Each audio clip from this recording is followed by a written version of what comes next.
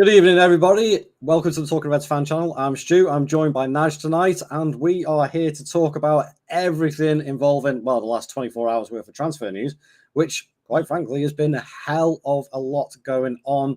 I want to get everybody involved as possible. Everybody in the chat, Liverpool fans, Newcastle fans, any other fans, make sure you leave a comment in there. Before we do move on, make sure you do leave a like on this video. You subscribe to the channel. We are standing at 831 last time I looked, pushing for 1K subs. Let's see if we can get that 1K before the season starts. That's a nice little target. And before I come over to you, Naj, we've got Mr. DBK joining as well. How are you doing, sir? I'm doing good. Everything's been pretty hectic, but I'm managing okay. Oh, that's cool, man. That's cool. Right, so I've done the introductions and all that sort of stuff. So, Naj, how are you doing this evening? I'm good. How's everyone else? Hot. Again, it's disgusting at the moment. It's getting really warm in here, but I don't want to turn the fan up too much. So let's go straight into the nitty gritty of it all. Where do we start with this? God, where do we start? Do I start with Nunez possibly going to Newcastle, which made me chuckle a hell of a lot? Do we go with the whole Ekitike line, because that's looking like it's getting a lot closer, and the slight drop-off on Isak news joining? Naj, where are you sitting with all this at the moment? Well, I think it's been quite a mad last 24 hours, to be honest. Like, Say the least. Yeah. I'm exhausted with this transfer window. I don't think I'd ever said that about Liverpool, but I'm absolutely exhausted. Yeah, I think Isak is probably off the card now. But, like, you know, Ekitike comes in, which is obviously looking very likely. You know, we just said off stream, he's got potential. I don't know. I think my like condition is if we get another forward, because I think we can't just rely on him. If Diaz goes, you know, we've got Ekitike, you know, we're talking about tactical, you know, Verts can play on the left and stuff as well. I don't know, it's difficult to say, but at the end of the day, we've addressed the problem. We need a striker, we've gone and got one, so I'm happy with that. DBK, would you agree with that on that side of things? I think Ekitike is going to do fine. I think he's going to get the expected number of goals that someone of his profile should get. I think the issue comes down to, or if this is an issue depending on who you are, how many goals do you think Florian Wirtz is going to score? Me, I think Florian Wirtz is going to get a good amount of goals. I think he's going to get more goals than assists. I think he's going to get at least like 15 to 20 goals in all competitions. So for me, from my point of view, if he's getting that output and Salah's doing his thing, Ekitike can get 12 goals. He can get 13. He can get 14. As long as he's taking the easy chances, which he's going to get a lot of those, he should be fine in front of goal. From what I've looked up is that apparently the reason why he misses or why his XG doesn't look as good as it's meant to look is because he takes a lot of shots outside the box. Apparently, okay, that's interesting. Maybe that's because of the team he's at, so he's the guy there. But I've seen Ekitike play with Omar Mamouche. He's bagged with him, so a guy like him is very versatile, got a lot of potential, and he's the player I'm excited about. And with his fundamentals, he will figure out the goal scoring touch, because a lot of people that suffer behind goal is because they're just lashing it instead of having that finesse to their game. And I've seen Ekitike in composed situations like the goal against Tottenham. It's just that taking the shot amounts from outside the box and just focusing on just being inside the box and being a fox in the box, then his numbers should be fine. Because in terms of players underneath the age of 25, that's attackers, he's one of the best out there. So me personally, the numbers are backing him, and I feel like when you have Florian Wirtz, and if you get a Rodrygo, and obviously you get Salah, and then obviously McAllister will get like 5 or 6 plus goals, then it's not really going to be an issue in terms of his output. It's just that, is he going to cost us in big moments? Is he going to be wasteful in possession? And yeah, I see what you're saying. I mean, I've seen like sort of the data and the statistics, and obviously we have got to put a lot of faith in. I think the one thing that as Liverpool fans, we got a little bit burnt with Núñez. We all got a little bit excited because it was 85 million. We saw how Núñez played against us a few years ago. We liked what we saw. We're like, damn, he's coming in. This kid is on the way up, and it just hasn't worked out. So obviously, as Liverpool fans, we're all going to be very cautious about spending that same, technically nearly that same amount of money again on another young striker. I've said it from the start that I didn't particularly want a striker as a project striker, so to speak. I was always wanting Isak was always going to be my number one. But again, that looks like it may have dropped by the wayside a little bit. I don't know exactly what's happening. There's a lot of conflicting news that people have flown out. They've spoken to him. He's spoken to the Newcastle board. They told him no, but he's asked twice now or something like that he wants to leave, but he respects their position, which is fine. He's under contract, and if the club are playing hardball, that's cool. That's what they want to do. The issue I've got, obviously, with Ekitike is the pressure of coming to a club like us. And there's no disrespect to Frankfurt, but he went to PSG as a young'un and then obviously went from PSG to Frankfurt, and it's worked out for him. Brilliant. I like it when young players move to another club, it works out for them and it propels their career. But if you go from PSG and you don't quite make it there as a striker, albeit, okay, it was at the same time Mbappe was there, I'll give him the benefit of the doubt. Is that move to Liverpool going to be too much pressure? Let me ask you a question then. Yeah. Would you say that about, like, because if you look at their careers, yeah, his career is pretty similar to Isak, because Isak flopped at Dortmund. People forget that Isak flopped at Dortmund. I feel like the thing about it is, I feel like Núñez's pressure was different because he was the record fee. He was the guy coming in to replace Sadio Mane. Our standards of strikers has always been high, so we're used to having Torres and Suarez and all them guys. So we've even had God playing for us up front at one point in time. So yeah, exactly. So when you look at it from that standpoint, I understand people's concern, but the reason why I'm pretty calm about it is because Núñez, if you really looked at it, there was signs that he was a bit dodgy even when he played against us. And the reason why I say that is he was offside like 4 or 5 times in that game. The warning yeah, he's got like four or 5 offside goals. So with him, it was kind of the writing was on the wall. And when you saw him play, the way he was on the ball, the first touch wasn't there. But Ekitike seems a bit more refined in terms of his ball carrying ability, his link-up play. He seems more comfortable. And even if he does come, I do think the big attention is still going to be on Florian Wirtz. If it was just him, then that'll be a whole different ball game. But the big attention is going to be on Florian Wirtz. And not only that, because everybody was expecting Isak, the expectations of him has kind of dropped because now the fan base is split. You got a side that likes him and then you got a side that doesn't like him. So with him, he's coming in to prove a point and prove everybody wrong that he's a guy that's actually ready for this level. But from what I've seen, I feel like he has bags of potential, and it really comes down to how everybody else does around him and if he can take the simple chances. Because Núñez's issue was he was missing open goals left and right.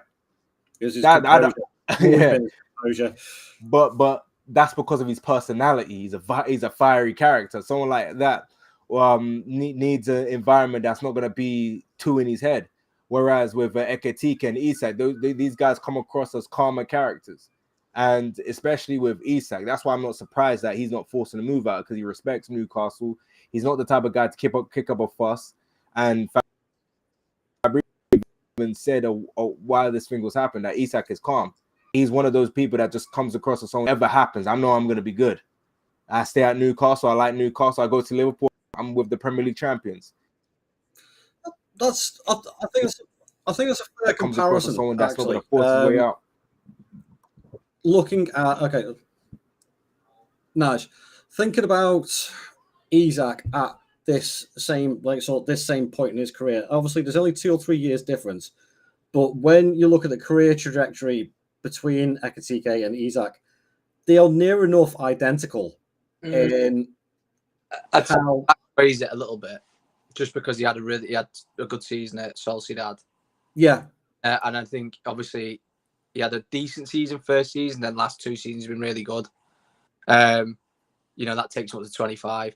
Look, I mean, people. I've said this on my own channel. I'm not hating Ekitike, and I'm exactly. No. I've support him no matter what. Like, it's the project thing, yeah. And I just think, DBK was making a good point of it there. Like, what I think we expect as fans at this current moment in time is not a project. Look, it doesn't matter. It's essentially, he's saying that all the players around, if they do good, that's fine, yeah. And essentially, the way I've looked at it is we won the league last season, and our two strikers weren't performing last season, and we still, I think what the sign of Isak would have done would have taken us to the next level, if you know what I mean. I don't think Ekitike takes us to the next level. If we got Rodrigo in as well, I think that does take us to the next level. I just don't think Ekitike at this moment does. Who knows? He could do really good around him. The players around him, if they get the ball into him, he scores. I do think, obviously, like, so with the players that they've got around him, obviously that will obviously help. The training facilities, the staff and everything, they will help him. And I'm sure the homework has been done so diligently over the last 12 months on him that they are absolutely certain that they are making the right move here. Obviously, a part of it would have been a bit of a power play against Newcastle, trying to force their hand a little bit. But it's already come out of the club. I think it was today that I saw it, that they said Ekitike isn't like a substitute pick or anything. He is a genuine target for us, and there's no like sort of Isak was first choice, Ekitike was second choice, etc. They're both, as far as I could interpret on that, they were kind of level in how they thought about him and compared him to Isak and went, okay, we'll go for both. If we get one, great, sort of thing. That's how I'm looking at it now. I'm thinking, okay, yeah, that's fair enough. Yeah. If that's how it works, that's how it works. And if it works out for us, brilliant. There's no reason, right? Like, there's no reason why Ekitike can't get to the levels of Isak. It's just not going to be.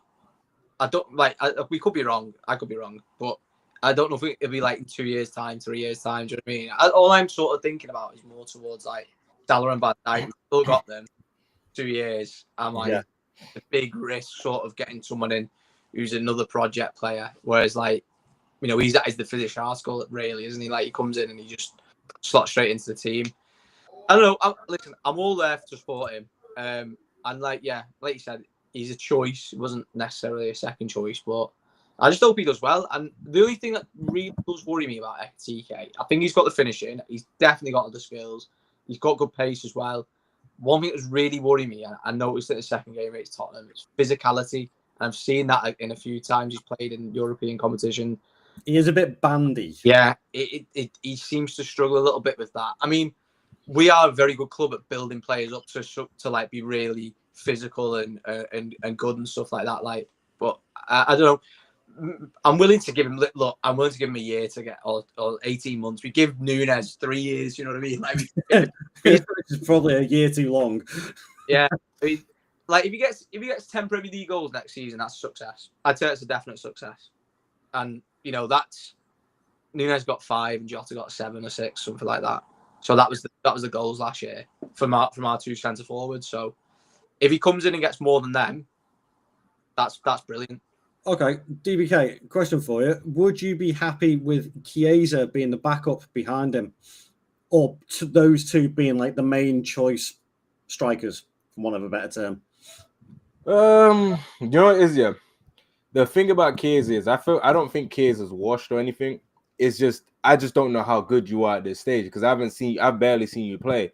Obviously, we see glimmers of him looking tidy on the ball. I think I like the idea of Chiesa staying, but I don't know how I feel of him being a backup striker. I feel like Chiesa's it would operate better on the wing or as a second striker. I don't know how he would be as a backup to Salah. That's the way I'd see it. Yes, personally.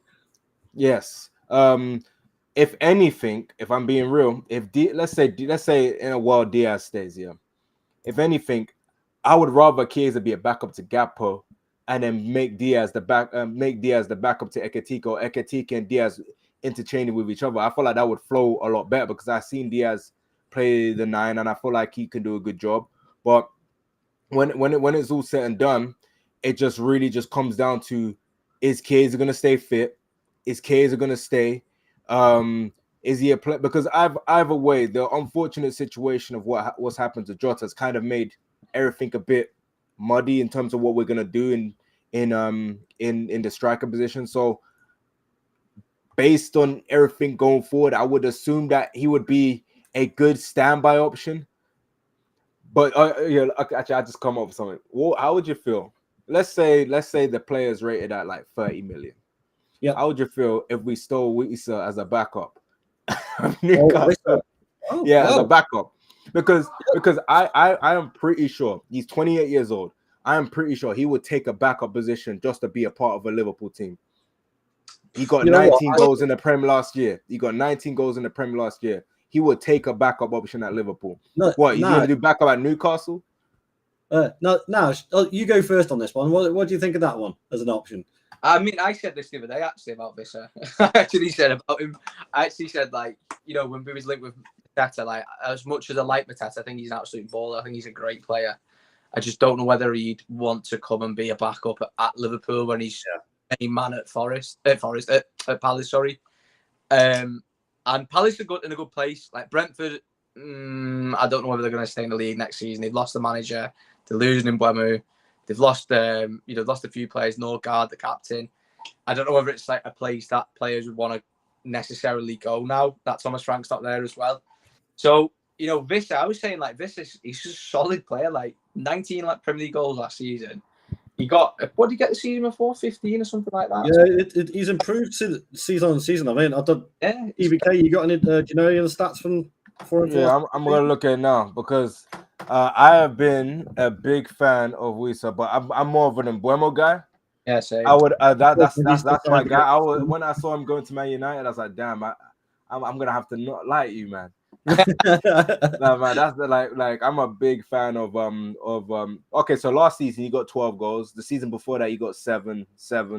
So he's improved as and the reason why I think he got 7 goals last season, which people don't keep in mind, because Ivan Toney was there, so he wasn't playing as many games. So a lot of his appearances were off the bench.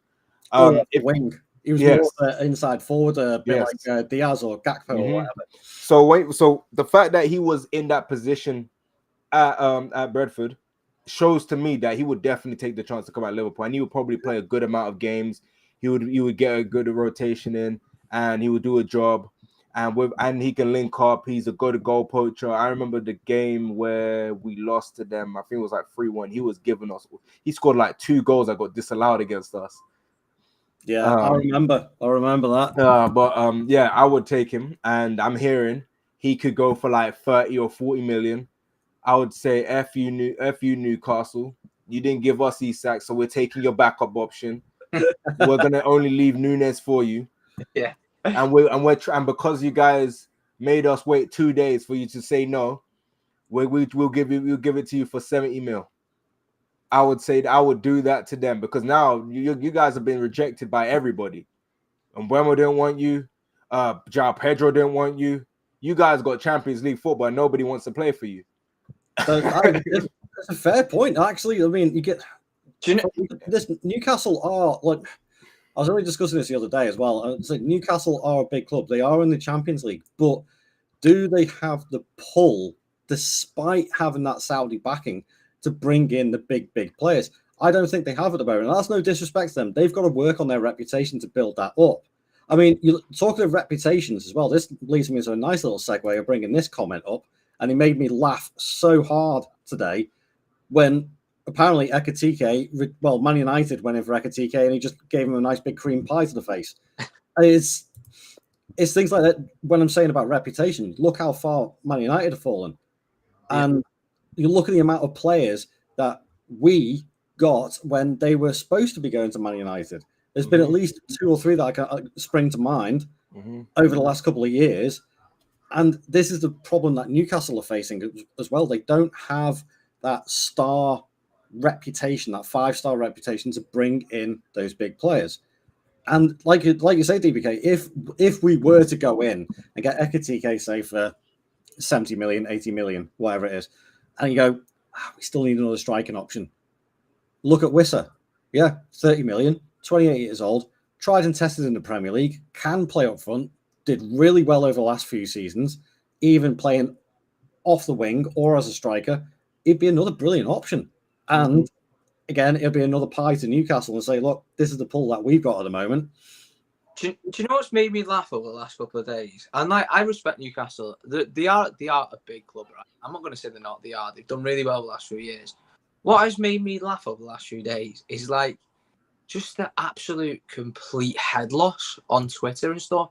Yeah. Like, some of the things I was reading, I was like, they were like, the one today was the best one. Oh, we've made them like that Lewis Bowden or something. He was saying, oh yeah, we've probably done Liverpool here, made them pay more money for Ekitike. Hang on a minute. You was putting pictures on saying that you wanted him in your team, doing 4-4-2 formations. Yeah. Don't give me that. You wanted him. You know what's funny? The funny thing about it, let's say they got Ekitike, they would have hurt their team than improved if they decided to play both of them together, because Newcastle fans, from what I've seen, they don't have awareness of what their team is strong as. Their strongest suit of their team is their physicality in their midfield. They bully a lot of teams in midfield. If you take one of the three out of the midfield, they are going to get peppered by almost every team. No matter if you have Isak, no matter if you have Ekitike, you are weakening your strongest asset, and that is winning the ball high up the pitch. You got players like Joel Linton and what's his name, Tonali and Guimaraes, and I'm seeing other formations where they squeezed Elango like playing wing back. I'm like, there's no point. There's no point, man. You need Livramento, you need Lewis Hall. These guys are important to your team, and Ekitike is too young to be in a situation where he's going to go back to the bench and be a backup option. He knows that he's got bags of potential. He knows that he's got interest from Liverpool and all these other clubs. So why would he do that? The issue that Newcastle have is that people feel like they've hit their ceiling and that they're going to get in the Champions League and they're going to pull out Aston Villa and go back out the Champions League again and be in and out. People don't feel like there's any stability in that club. No, as I say, they look at the clubs like Liverpool, Man City, Arsenal, the consistent ones that are in the Champions League year after year after year, and that is what they want. I mean, I put the comment up before, but I'll put it up again. KF Decorating and Plastering, thank you very much for your comment, by the way. I said, all went for wages over football with Newcastle. All teams who pay crazy wages end up with bags of crap and can't be asked to play. Well, I think that's a fair point in the grand scheme of things. I don't think that could be said for Newcastle of last season, so to speak. But when they were in the Champions League, they suffered big time. They'll suffer again. And they will suffer again. Like, this is the whole thing with Isak right this year. Like, you know, I was saying, like, I'm not saying this is like a positive thing or anything like that. It can be spun as a positive. You know, Newcastle's squad isn't great. It just isn't. Like, outside of the start 11, the only depth. The left wing's the only depth they've got, really. Yeah. Barnes and Gordon. Maybe right wing now, Valanga and Murphy. But outside of that, like, you say 120 mil for 130 mil for Isak, because that can make your team so much better. Like, they've retained top 4 once in their entire history, and that was in 2001. I was saying they'd never done it, but someone told me that they'd done it in 2001 or something like that. That's once in their entire history. They've got this super team now, and he's still not done it. And like this season, they're in the Champions League, they're battling on all 4 fronts like Liverpool. Like DBK said, you know, they can't get any players. They can't get anyone, you know, as in terms of João Pedro and Buemu turned them down. Like loads of players turning down. I mean, you could also say Ekitike's turned them down. Of course he has. He doesn't want to sit on the bench at Newcastle. You know, the issues are coming with Newcastle right now. Like, yeah, they've made a sign of Elanga and that, but like the rest of the team, like I asked Botman, I've seen him play 5 games and he's out injured for 6 months. Yeah. Strength in there. Dan Burn playing centre back at 32. They still need a centre back. Yeah, they can't play. They can't next season. They can't do a season with. They do have issues. They do have squad depth issues. Yeah. You know what the problem is? Yeah, the telling sign was when they were last in the Champions League, when they had Isak and all those players, and how they went crashing back out, finishing like 8th the year after that. People need to understand is this: Newcastle's team, as currently constructed, is not built enough for them to sustain a long period of time in the Champions League. Because what I'm looking at right now, Newcastle finished 7th. The year after, they got the Champions League. The year before that, they finished 4th. So they went from 4th to 7th. massive drop off because the problem that they have is, okay, you got all these players. Okay, you got a nice starting 11. What happens if this person gets injured? The drop off is dramatic. Like at least with Arsenal padded themselves up defensively. Yeah. At least they got bare left backs, a lot of centre backs. At least they got that. If Isak drops down injured, they got nobody. Callum Wilson was injured prone when they had him. Sorry, bear with me for a second. I am just going to bring in our final guest, Reese. How you doing, mate? What's happening, lads? What's happening? What's good, man? Right. So, before we move on, actually, I'll do this as a little quick reminder. Hang on, I've got to get the chat window open again. Please don't forget to leave a like on the video and subscribe to the channel. Make sure you do that for us as we are trying to get to the 1,000 subscribers. And I've actually just set a nice little target for us. If we can get to the 1K before the first game of the season, that would be great. I think that's a nice little target, and I think that's achievable. So we've covered a few bits and pieces on the Isak and Ekitike saga, so to speak. But the next one, I think, is probably going to be a little more interesting on the issue with Diaz and Rodrygo. So, from what I understand, I saw on Twitter earlier this morning, apparently a meeting has been had between Liverpool and Real Madrid over in New York, discussing apparently a deal for Rodrygo. I am not opposed to this in the slightest. I think he is an absolutely class player. He has a brilliant record for Real Madrid already. I'm not surprised that he wants to leave. He's obviously been pushed out of the way a little bit. Would this be the perfect replacement if Diaz, or when Diaz, I think it's more expected than anything else, when Diaz actually leaves and goes to Bayern Munich or wherever? I don't know exactly. Reese, I'll go to you first on this one. What do you think about Rodrygo coming in to replace Diaz? I think it's an upgrade. I think it's a no-brainer. I think Diaz is a quality player, don't get me wrong, but I think age is on Rodrygo's side. I think he's very experienced as well. He's won a lot of trophies. And I think the only way Liverpool let Diaz leave is if someone's coming in. So for me, I think that's a great signing. Obviously, we're going to get Ekitike as well. I think it would be a little underwhelming if it was just Ekitike, but I think if you get the both of them and then you let Nunes go and you let Diaz go, I think that's two upgrades there. So yeah, I'm not going to complain. I'm a big admirer of Rodrigo. I think that's a quality signing. Me too. Exactly what we need, I think. And then obviously, I don't know obviously what you lot have said beforehand, but obviously in terms of Newcastle fans, I think Isak. I think we go back for Isak next summer. So yeah. I agree with that. Actually, I'll be honest. I thought about this before. I was like, God, okay, so we get Ekitike and Rodrygo in for this summer. I mean, okay, take it back a little bit. At the start of the transfer window, if somebody had turned around and said, right, okay, you're going to get Frimpong, you're going to get Kerkers, you're going to get Ekitike, you're going to get Rodrygo, and then you're going to get Wirtz on top of that, then potentially Gahey as well. Yeah. I think that happens, to be fair, but I think it won't happen until the end of the window, I think. I mean, I said it in the chat earlier on today. I think Richard Hughes has been looking over my shoulder at Football Manager videos because that's what it feels like. It feels like a Football Manager style transfer window. It is mental. But Reese, I agree. I think if we could get Rodrygo in, he's a player who could not only cover the loss of Diaz easily as well, but also long-term replacement for Salah on that side as well, because he could play either wing. Yeah. So,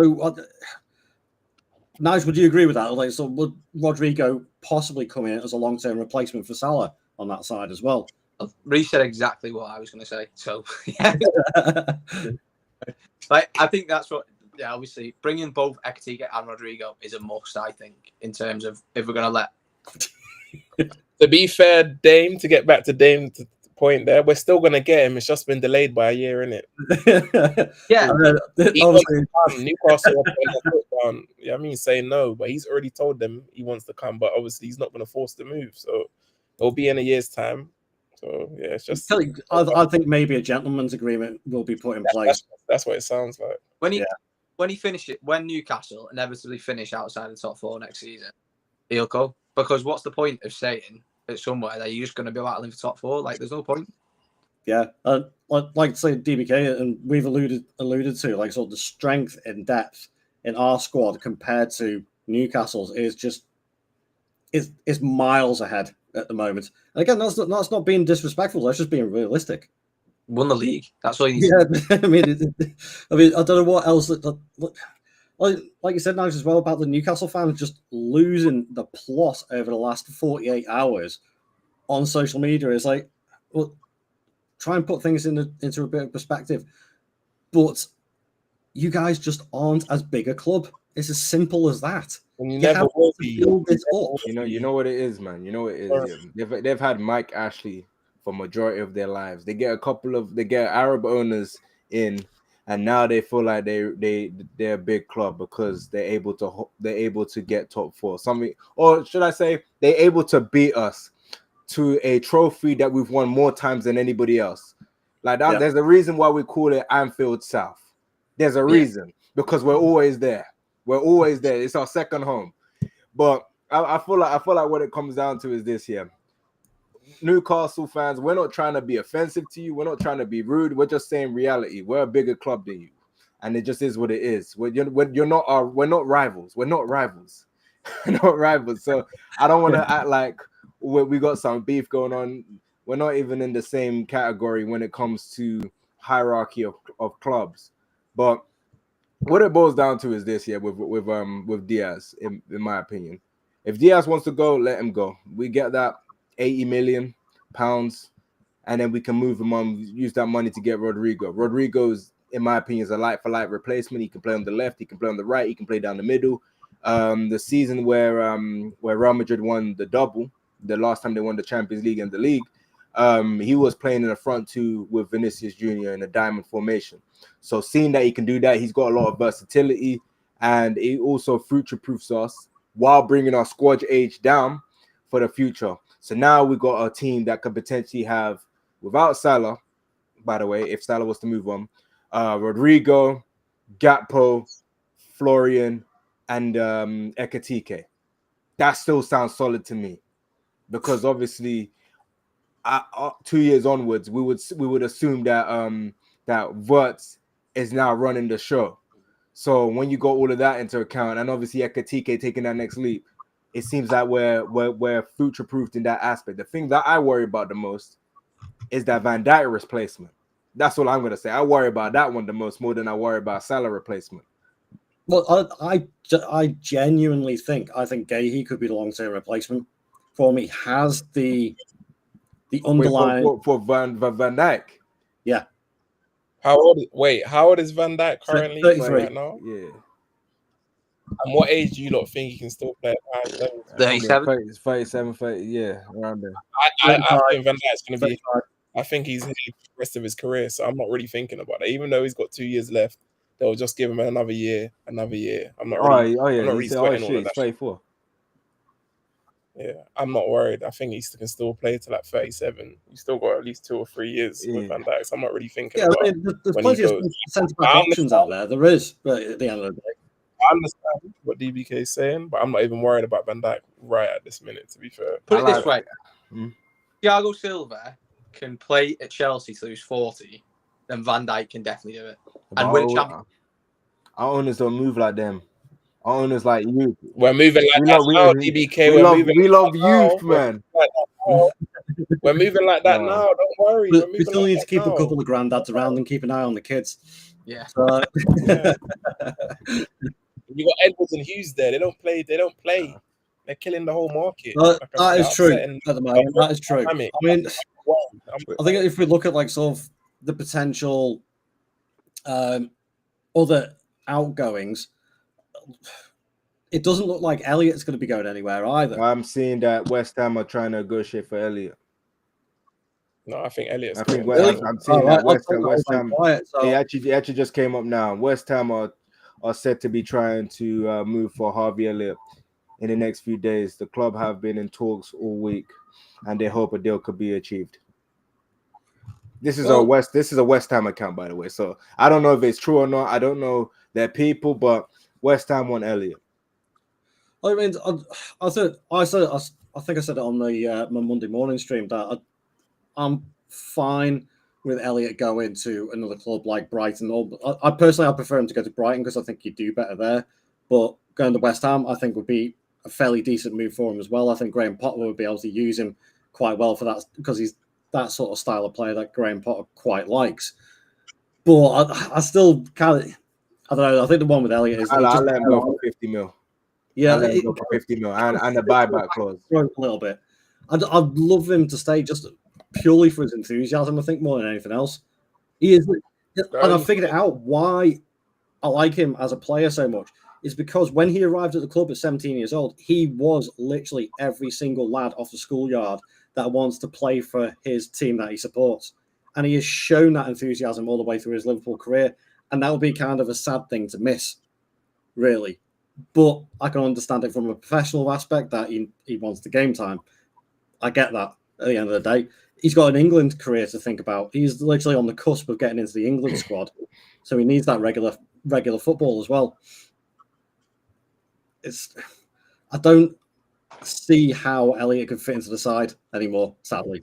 Let him go. If he stays, I don't see how he's going to play because if you get Rodrygo, you can play across the whole front line. So that means he's behind him. He's behind Wirtz. He's behind Salah. The only way he plays sometimes is if he might play on the right sometimes. And that's not really his position, covering for Salah. He's not really good out on the right. He's best in the 10 for me. So I just don't see how he's going to play. I would love to keep Elliott because I rate him, but I just don't see how he's going to play personally. I'm not going to lie to you. That Salah covering position sounds terrible because Salah barely ever rests games. He basically plays every single game. So being a cover for him must be hell because you're going to play hardly peanut minutes. But as far as Elliott, let him go. Put a buyback clause on him. Sell him for 45 to 50 mil. Put a buyback clause on him. If he does well, bring him back. Simple. Yeah. That's simple. They treat it as a long-term loan until we feel the need to bring him back. He's young enough to come back to us, and at the end of the day, it's good for him. He needs to play games. The longer he stays at a club like us and not get game time, we're kind of lowering his ceiling. He's not going to be able to improve. He's not going to be able to get better. And I feel like if we put a buyback clause on him, then I'm not really too worried about what he can do. And plus, Wirtz is younger. Wirtz is younger than him as well. So I'm not too fussed about him as well. But yeah, we should let him go. We should offload some players. We let Nunez go. Let Diaz go if he wants to go. Anybody that want to stay can go. And focus on the players that want to play for us. One thing I can say I like about Ekitike is Ekitike knew that we were going for Isak and he waited for us.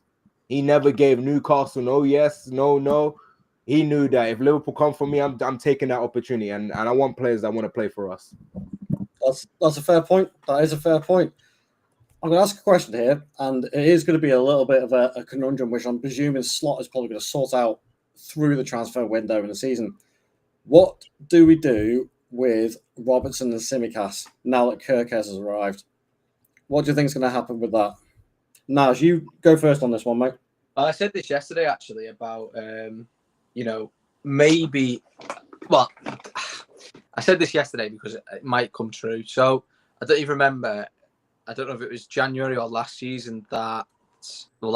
that Brighton were interested in Tsimikas. So word on the street is Espetinyan is going to United or potentially leaving Brighton. Like I said, they probably pay 60 million for him, so whatever. But are we sure about this, Estepinian? Are you sure you want to do that? But apparently, there's rumours that he might be going to United or United are interested in him. So maybe that's something that happens again, that Brighton may go for Tsimikas again. I mean,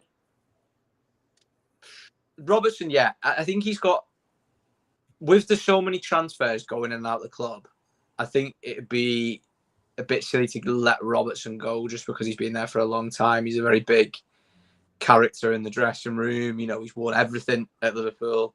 And I think, like the tutelage of having him sort of behind Kirkes, I'd prefer that over Tsimikas.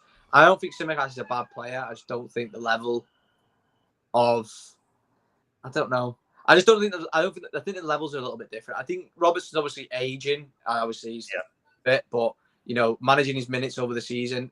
Kirkaz plays probably 70% of the games. Robertson coming on. I think the another thing is what I look at as well.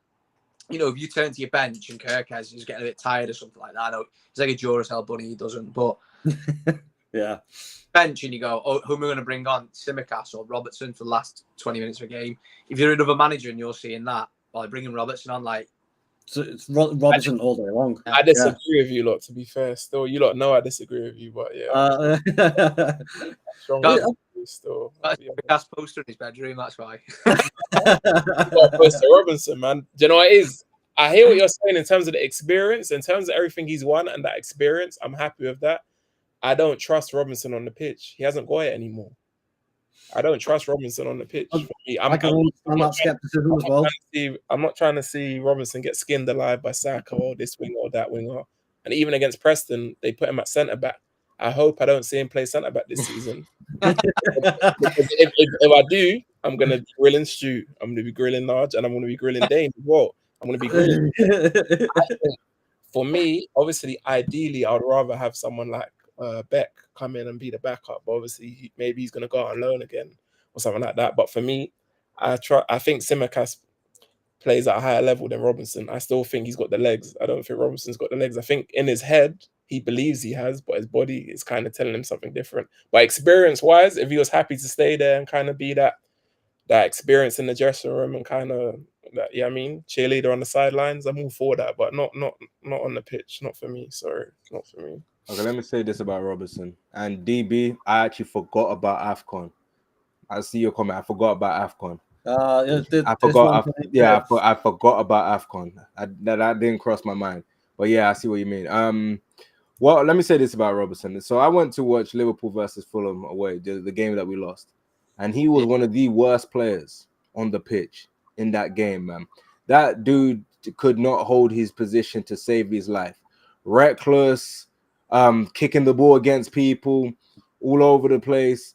And one thing I've noticed is Robertson did, at least last season, has been involved. There's something about him in games where when something goes wrong or when a defensive error is there, Robertson is at the scene of the crime, whether he's the direct issue or whether somebody else is involved. So 2 Fulham games, he's been trashed. The one where he got the red card and we had to play with 10 men, and the one where we played at Craven Cottage where he was just having bozo moments. I think he is cooked. I think that he's going to be good to have around the dressing room. We have him. He could be like what Adrian was. Good person to have around. Don't want to really see him play. And I do agree. I would rather see Owen Beck get an opportunity. I feel like someone fresh like that would actually be better for the team. As far as Tsimikas, he can go. Either one of them two could go. If I'm being honest, I don't really mind in terms of personnel. I would rather Robertson stay because of what he means to the dressing room, and I don't want too much change. But yeah, that's just my opinion on that. It's a tough one at the end of the day because you've got a lot of pros and cons for both players. At the end of the day, there's a little bit of age difference between Tsimikas and Robertson, and that airs onto the side of Tsimikas. But then you got the experience of Robertson, and also I think like sort of the loyalty from the fans as well for what he has put into the club. The fact that we got him for such a bargain price from Hull, nobody expected anything from him at all, and he's just had this absolutely phenomenal career with us and helped propel Liverpool right up to where we are now. And let's face it, at the end of the day, we may be there, but without him, it would look vastly different. His character alone has put a completely different spin on how Liverpool is projected around the world as well. When you look at all the social media stuff he did, especially when Milner was still at the club, the way those two bounced off each other, and that's the sort of thing he could give in the background. But on the flip side of that, I do agree that there has been a significant drop-off. We've discussed that plenty of times before. And unfortunately, that is just a fact of his playing career that he's been playing at like 110% for so long. It was only inevitable that there was going to be a drop off. I was going to say, in terms of Robertson's body of work, I'm not doubting that. Like I said, I rate him highly in terms of what he's achieved at Liverpool. No one kind of expected him to, if you think about how much we got him for, to get to this level and outside maybe Ashley Cole. Like I've always said, for me, Prem, he's top 2, top 3 of all time. So I'm not doubting him in terms of his body of work and what he's done. I'm just more talking about the level he's at now. Obviously, in terms of experience, like I said, I'm all for that. It's just on the pitch, from what I saw last year, his head, he kind of wants to play the game the same way he's been playing it, up and down, but you can see his body's kind of giving him a different message. His body's kind of telling him like, no. So it's kind of, that's the only thing. And I don't want him to say if he stayed a year and he played more games, I don't want him to tarnish his kind of legacy. Because just say, for example, we didn't have a great season and a lot of the mistakes were for that. Obviously, last season, the mistakes didn't really get punished because we won the league. I think we would have been talking about it as a club a lot more if we didn't win the league, but was able to win the league. So that's the only thing. I don't want him to tarnish. Obviously, if he does stay, then yeah, play a few games, but more kind of be a mentor to Kirkes and ease him in and tell him the expectations and what you kind of need to survive and strive and be successful at Liverpool. Yeah, that's exactly what I mean. I mean, you know, in the cup games and stuff like that, Robertson plays, and I think that's probably the best thing for him. Like, you know, he still gets FA Cup, Carabao Cup. How many games? That's quite a lot, isn't it? And obviously, there's going to be the old odd dead rubber Champions League game next year as well, or the odd dead rubber Premier League game. I'm not going to, you know, obviously Premier League's very, very competitive, but you know, if we've got, say, for example, we've got Bayern Munich on Wednesday, and we've got Burnley on the Saturday before, you know, play Robertson on the Wednesday and then play Kirk against Bayern Munich. You know, that's what I'd sort of use him for, that sort of experience. And then, you know, he's still sort of fresh in a way then, isn't he? Like, if you do need to use him for the Bayern Munich game for the last 20 minutes, he played on Saturday against Burnley there, you know what I mean? Like, that's what I sort of think. I can't disagree with that, to be fair. I think that is going to be Robertson's limit now. You look at it, just the example from the Preston game, and I know it's only a friendly and it's fitness building and all that sort of stuff. I get that. But just for those 45 minutes, Kirkes showed exactly why we're excited to bring him in and why I think he will be the long-term replacement. We all know he's going to be the long-term replacement, but he showed why that is the case. Personally, I think he starts this season as well. I think he starts the first game against Bournemouth. Oh, yeah. I would not be surprised at that in the slightest. And the other day, all respect to Robertson, he's had a fantastic career with us. If he stays, because I think he's only got 1 year left on his contract as well. 18 months. So he's not got long left. I doubt he's going to get offered a new deal. If he sees out his deal at the club, I'm fine with that. That's cool. There's the best 8 million. Like, if he goes for free, which he will in 18 months' time, you've got that's the best 8 million spent on a position. Because he's been in his position for the best part of 10 years. That is the best 8 million ever spent. You know what I mean? Like, you can't. I can't think of too many other bargain transfers that we've had over the years that have been so successful. I always use this as a good example, right? Like, Robertson has been, obviously, like Reece said, he's top two or three in the Premier League era of left backs. If you think about it, how many left backs have Chelsea bought? How many left backs have United bought? How many left backs have City bought? How many Arsenal? We've all bought loads of left backs. Zinchenko was like nearly 40 million. We've bought one, and Tsimikas was back up 11 mil, and then we spent 40 million on Kirkes. You know, we've only spent just under 60 million in 10 years on a position. And it's pretty mental when you look at it like that. It's the value for money, and Robertson's been next to not. It's just unbelievable. When you put it like that, and you look at the amount of money that has been spent by other clubs in the past, it's pretty mind-boggling, the fact that we've spent such little money on one position. We've been incredibly lucky, I think, more than anything else. We have been lucky. because at the end of the day, we need a bit of luck on our side every now and then, and we definitely got it with him. Right, I'm going to wrap it up there, guys. So we've hit the 50-minute mark. So thank you very much for the guys in the chat. Way too many names for me to keep up with. I've been trying to click through some of the comments and stick them up on screen. Thank you very much for corresponding through there. Naj, Reese, DBK, thank you very much for joining me this evening. And we'll see you guys in the next one. Don't forget to subscribe. We want to hit that 1,000 subscriber mark by the time the first game of the season comes around. So make sure you hit it. All right. See you later, guys. Thank you.